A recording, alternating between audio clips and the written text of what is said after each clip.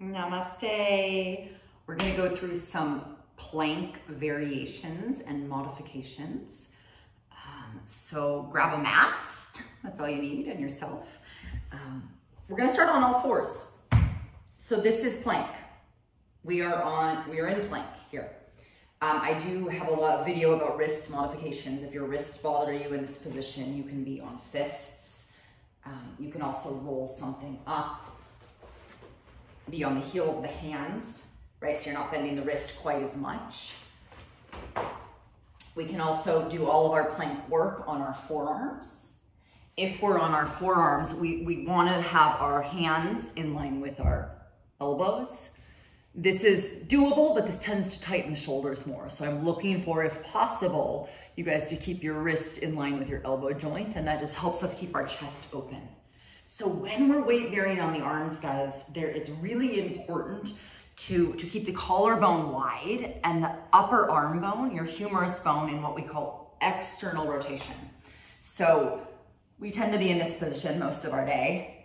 Shoulders tensed forward, right? So you want to feel that you're pulling your shoulder blades back onto your backside, which kind of widens the arms a bit, and down away from the ears. So when we're on all fours, feel that for a minute, just feel the difference. So be on all fours, do anything you need to do with the wrists, and if you need to be on the forearms, be on the forearms.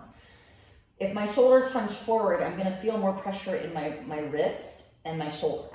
If I can pull my shoulders actively away from my ears down my back, I'm gonna connect to my triceps and my underarms, or part of my core, my triceps and my lats, right? So that's the first thing.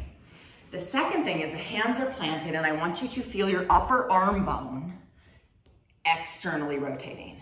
So that is away from the middle. I'm rolling this humerus bone in the socket away from the middle, and my hand doesn't change. My hand can stay super glued or planted to the floor, and my upper arm bone can roll away from the middle. And again, you're gonna feel less pressure in the wrist and the shoulders and more work in the underarms, right? So we can stay on all fours and work that plank work here, right? Getting stronger with like our cat stabilizer. Keeping the middle stable. This is our cat stabilizer. We'll strengthen our plank.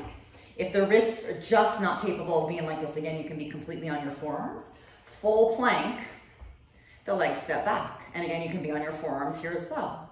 So we want to find the shoulders pulling down the back so the collarbone's wide. And that spinning, that external rotation of the humerus bone, the upper arm bone, which connects our arm bones to our trunk, which gives us the ability to be here a little longer. And now what happens when we open the chest and get the shoulders in the right spot is often our belly tends to drop. So most of us need the feeling of lifting the waist as if we're lengthening the tailbone back towards the heels. And the more we lift the waist, often you guys, the more the shoulders roll forward. So those two things together, we're pulling the shoulders down, widening the collarbone, and lifting the waistline and lengthening the tailbone towards the heels, and that's your plank. Let me know if you have any questions. Reach out with a text or an email. I'm happy to help you guys.